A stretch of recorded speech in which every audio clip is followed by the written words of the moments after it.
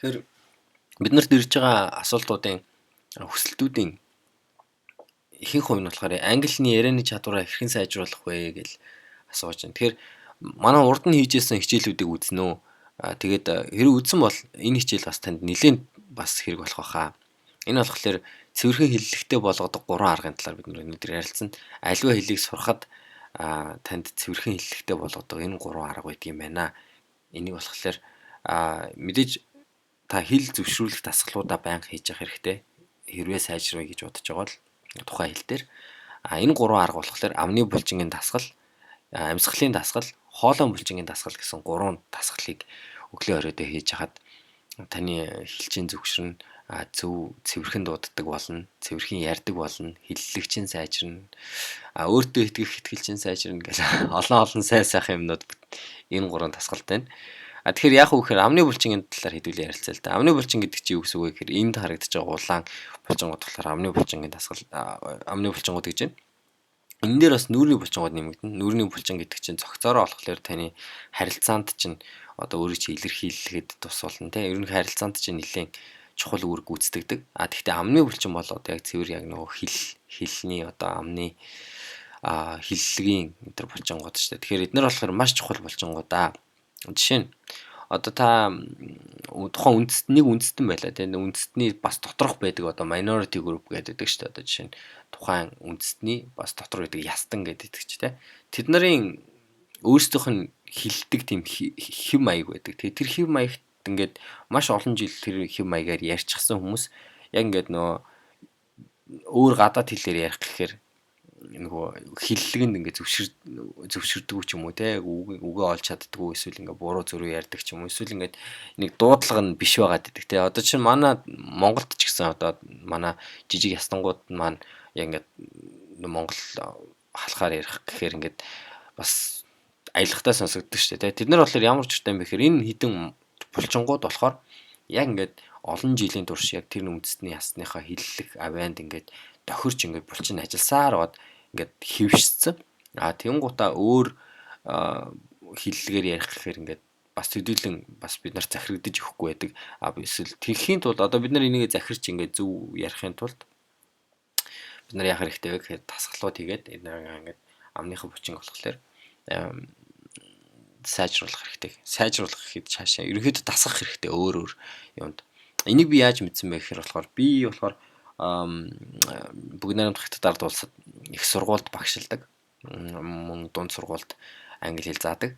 Тэгэхээр бид нэр тэгэд манай нөгөө сурагчид маань одоо бас үндэсний онцлогоос шалтгаалаад бас зарим нэг авиа одоо үсгийг бол одоо жишээ нь хийлэхэд аягүй хэцүү те хүндрэлтэй байдаг л да. Тэгэхээр бид нарт ямар арга зам зааж дгүй гэхээр ингээд амны булчингийн дасгалуудыг байнга ингээд хийдэг те өглөө хичээл эхлэхээс өмнө ч юм уу те ингээд ер нь оройдоо ингээд хийж байгаарэ гэж зөвлөж байгаа. Тэгээд ер нь болохоор ер нь эффектив байгаад байгаа.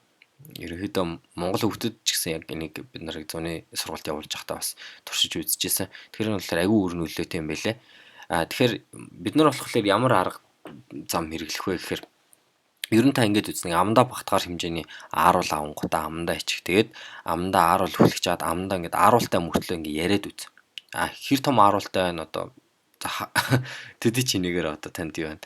Илүү бас амны чинь дотор талын булчингууд чинь ингэж ажиллаж эхлэн. Тэгээд ярингууд чинь ингэж аль болох зөв хэлэх гээд аль болох үгээ ингэж тод хэлэх гээд үзээд яриад. Тэнгуутаа амчин чилээд өнгөт ааруулаа гаргачаад амаа цэвэрлчээд ингэж яриад эхлэхээр таны ам чинь шаал ондоо сонсогдсон. Та өөрөө мэдрээд үз тэрийг.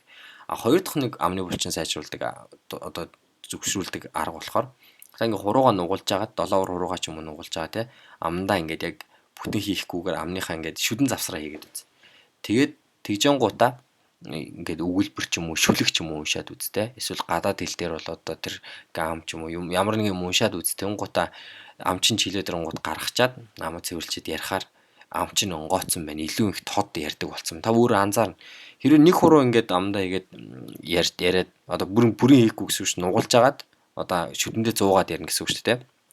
Хэрвээ ингээд жижигдэж байгаа бол та хоёр хуруугаа бүр ингээд хазаад яриад тэгээд ам чинь чилэнгууд болол инкременттайгаар нэг 2 удаа ч юм уу 3 удаа нэг хийгээд тэгээд ам чинь ингээд чилэнгуудаа болол ингээд яриад үзэхээр танд өөрт чинь мэдэгдэнэ. Тэгэхээр ийм хоёр аргаар амныхаа булчинг ерөнхийдөө зөвшрүүлээд тод ярьдаг болдог. Тэгээд ялангуяа англи хэлд болохоор амчаа одоо амандаа бутнах биш амаа ингээ аюу том онгойлгож ингэж цацаж ярих шаардлага гардаг. Тэгэхээр энэ болохоор танд бас туслах баха. Бас ямар нэгэн үг одоо авиа дуудлага энтрийг хэлэхэд бас аюух тус болдог.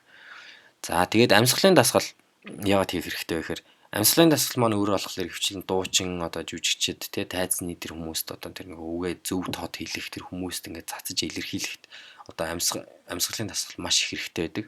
Тэрнээсээ гадна амьсгалын дасгал ямар хэрэгтэй вэ гэхээр таны өөр чинь биеийг ингээд сулруулад эсвэл яг ингээд ярихад бэлдэж өгдөг. Энэ болохоор маш чухал. Би одоо яг багшилж байхдаа юу хийдэг вэ гэхээр хичээлд одоо мэтгэлцэн хийн одоо жишээ нь самбарын өмнө гарч тайлна, презентац тавина те. Тэгэхэд бид нар болохоор юу зөвлөдөг вэ гэхээр эхлээд ингээд гүнзгий ингээд амьсгаа авчгаад цээжээр биш гизээрээ амьсгаа авчгаад тэгээд ингээд 2 3 удаа ингээд бүрэн амьсгаагаа ингээд гаргаад үз. Тэгэхээр ингээд би чинь өөрөө ирэхгүй сулраад ингээд ярихад бэлэн болдог. Ямар ч сэдвийг ярихад бэлэн болдог. Одоо жишээ нь та одоо 2 гараа алгаа өөрлөгөө харуулж агаад гидсэн дээрээ тавьж агаад цээжээр биш гизээрээ гүнзгий амьсгаа аваад тэгээд бүх амьсгаагаа гаргаад үз. Тэгээд дахиад нэг гүнзгий амьсгаа аваад бүх амьсгаа гаргаад үз. Тэгээ 3 дахь амьсгал дээр та өөрөө мэдэрнэ. Би чинь ерөнхийдөө суларчихсан. Тэнгуудаа ярихад бэлэн болцсон байдаг. Тэгэхээр амьсгалын дасгалыг ерөнхийдөө хийж явах хэрэгтэй. Ингэснээр болохоор танд бас ярихад чинь туслана. Хоолой булчингийн дасгал гэж бас байгаа. Хоолой булчин гэдэг маань болохоор одоо таны харж байгаа энэ зурган дээр байж байгаа булчингууд байна. Ярихад маш их чухал. Хэрвээ та энэ дээр бас жоохон spectacle-тэй бодонгот үнэхээр тийм үү үгүй мүү ярихад хоолойны булчин ямар хэрэгтэй. Та өвөл ингээд хоолоогоо дааруулчихсан ч юм уу ингээд бүр даарцсан байх үед ингээд чичрээ булчингууд ч агшсан байж тэр үед болохоор ээрэд эхэлдэг. Тэнгууд ээрэнгууд та ярьж чадахгүй. Тэнгууд энэ булчингууд ингээд бас айснаас болоод ч юм уу булчингийн агшилт явагдаад ингээд ээрч барьдаг те хүүхдүүд. Тэгээд ээрсэн тохиолдолд бол ярих боломж одоо ярих speech impairment гэдэг ярих боломжгүй болчихно гэсэн үг шүү те. Тэгэхээр ярихад бол энэ хоолойны булчингууд маш их чухал. Тэрнээс гадна таны амнаас ингээд одоо уушгинаас чинь гарч байгаа авиаг одоо энэ амьсгалыг те уушгинаас чинь гарч байгаа амьсгалыг авиа биш амьсгалыг хоолоогоор дамжиж ам чинь ингэж авиа болгож гаргадаг. Тэгэхээр та энэ булчингуудаа болохоор аль болох онгорхой байлгах хэрэгтэй. Тэгэхээр нөгөө хүмүүсийн өөрсдөө явдаг одоо байдаг хэв маягаас болоод булчингууд нь арай өөр байдаг. Та өөртөө болохоор ингэж дасгал хийх хэрэгтэй. Цээжээ цэх байлгаж агаад баруун тишгээ эрүүгээ баруун тишгээ хараад цээж нь хөдлөхгүй гэсэн үг шүү дээ. Баруун тишгээ хамгийн зах руугаа эрүүгээ харуулж агаад нэг өгүүлбэр хэлээд үз. Тэнгууд яг тэр өгүүлбэрээ зүүн тишгээ хамгийн зах руугаа харуулж агаад дахиад хэлээд үз. Тэнгуудаа дагзан дээрээ одоо 2 гараараа дарж байгаа ч юм уу те. Эрүүгээ ингээд цээж рүүгээ нийлүүлж агаад бүр ингээд доошо дарна гэсэн үг шүү дээ өөргөө нөөрэ те. Тэгж агаад яг тэр өгүүлбэрээ хэлээд үз. Тэгээд мөн одоо таазар ширтэж агаад одоо хамгийн дээшгээ ингээд үлэн гэсэн үг шүү дээ. Тэгж хэлж агаад нөгөө өгүүлбэрээ дахиад автаад. Тэнгууд 4 өөр хэлбэрээр танд сонсогдно, 4 өөр хэлбэрээр танд мэдрэгдэнэ. Энэ яг гэсэн үг вэ гэхээр хоолойн чин булчингийн шахалтууд болон агшилтуудаас шалтгаалаад авиа нь өөр гарч ийн гэсэн. Тэгээ та юу мэдрэх вэ гэхээр хэрвээ та хоолойгоо жоохон өндөрсгөөд тэ уртсгаад сунгаад хоолойныхоо булчинг аль болох одоо цэх эрүүгээ жоохон өндөрсгийгээд те жоохон өндөрсгийгээд ингээд яг нөгөө өгүүлбэр ингээд тод хэлээд үзвэл танд илүү тод сонсогдно, илүү тод гарч ирнэ. Тэгээд бас нүд чинь болохоор жоохон дээшигээ болоод ирдэг. Нүдний чинь харц болохоор. Энэ яасан үг вэ гэхээр давхар бас танд нөгөө өөртөө итгэх итгэлийг чинь бас бүрдүүлэхэд ингээд яг physical нөгөө биетэй тийм мэдрэмж өөртөө чинь төрүүлээд ирнэ гэсэн. Тэгэхээр ямар ч гэсэн та энэ 3 дасгалыг хийгээд үзээрэй. Тэгвэл тод чанга ярьдаг болно. Тод чанга ярьдаг хүмүүсийг хөвчлэн хүмүүс сонсдог. Амдаа бутандаг хүмүүсийг болохоор хөвчлэн хүмүүс одоо игнор хийгээд баг сонсдгоо. Тэгэхээр та өөртөө ингээд ийм дасгал хийснээр болохоор тод чанга ярьдаг болоо. Тэгээд цаашаага нөгөө бусад хүмүүстэй харилцахад чинь тэр харилцаанд чинь өөрчлөлт орох бах. Харилцаанд чинь болохоор мэдээж тод чанга яриад эхлэхээр чинь өөрийгөө илэрхийлэх чадварууд чинь бас ингээд нэмэгдээд ирж байна гэсэн үг. Тэгснээр болохоор харилцааны ахиц гарна, өөртөө итгэл чинь сайжрах баха. Мэдээж итгэлтэй байгаа л да өөртөө тэгтээ улам илүү итгэлтэй болох байх гэж найдаж байна. За тэгээд Монголын залуу үеийн хөгжлийн төвгээд бид нар MyDC гэдэг байгаа. Энэ байгууллага маань ямар учиртай вэ гэхээр бид нар ерөнхийдөө хүмүүсийн төдийлөн одоо хурж ажиллаж чаддгүй тийм хүмүүстэд бид нар очиод хурж ажилладаг тийм хурж ажиллахыг зорддог тийм залуучууд байгаа. Бид нар төрийн бус альва нэгэн шашны болон намын тийм үзэл сортлох ороогүй тийм монгол залуучууд байгаа.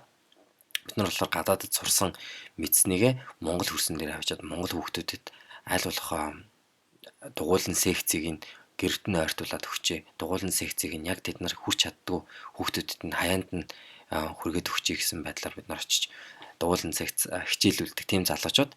Тэгээд манай харилцах имэйл хаяг маань доор байж байна. Тантай болохоор бүхэл талаар хамтран ажиллах юмсан гэсэн тийм хүсэлтэй. MyDC гэдэг нь болохоор Mongolian Youth Development Center гэдэг Mongolian Youth Development Center гэдгийн эхний үсгнүүд байж байна. Манайх Facebook дээр маш их актив одоо хөдөлгөөнтэй байдаг, маш их оролцоотой байдаг. Манай Facebook дээр та ороод лайк дараарай. Хуудсан дээр маань бас шеэр хийгээрэй. Бид нартай хамтран ажиллах хүсэлтүүдээ бас явуулаарай. Тэгэхээр сурах аялалд чинь өндөр амжилт хүсье. Бид нараас асуух зүйл байгаа бол бас асуугаарай. Бид нар руу имэйл бичиж байгаа хүмүүст маш их баярлалаа. Зарим ихэнх хүмүүсийн имэйлд бас энэ хариулт болсон баха. Зарим хүмүүс болохоор хамтарч ажиллахдаа та нар яаж ажилладаг юм бэ гэж байна. Бид нар болохоор байгууллага болон хувь хүмүүстэй хамтарч ажиллаж болно. Байгууллагатай хамтарч ажиллавал бид нар яадаг вэ гэхээр англи курс одоо юутай богино хэмжээний ч юм уу курс явуулаад тэгээ бид нар болохоор эрчимжүүлсэн тэр курсээс олсон орлогоо 100% нээлттэйгээр бидний үндсэн үйл ажиллагаа болгох нөгөө хүүхдүүдэд туслан одоо дугуйлан секц үнгүү хичээллүүлэх, үн төлбөргөө хичээллүүлэх тэр ажилдаа бид нар зарцуулцдаг. Тэгээ тэрийгэ буцаагаад нөгөө байгууллагатай тайлагнадаг тийм үйл ажиллагаа болдог. Байгууллага хамт олон бол хувь хүмүүс болохоор манай яг юуны дугуйлан секц хичээллүүлж байгаа тэр цагаар буюу одоо оюутан сурагчдын амралтаар бид нар дугуйлан секц хичээллүүлдэг. Тэр үеэр болохоор яг ажиллаж байгаа дугуйлан секцд болохоор 100% үнгүү оролцоод явж болно. Өмнө нь бас бид нар тэр насан туршидтэд хүртэл одоо хурж иж ажиллаж байсан. Тэр бид нартай холбогдоорой. Танд амжилт хүсье. Баярлалаа.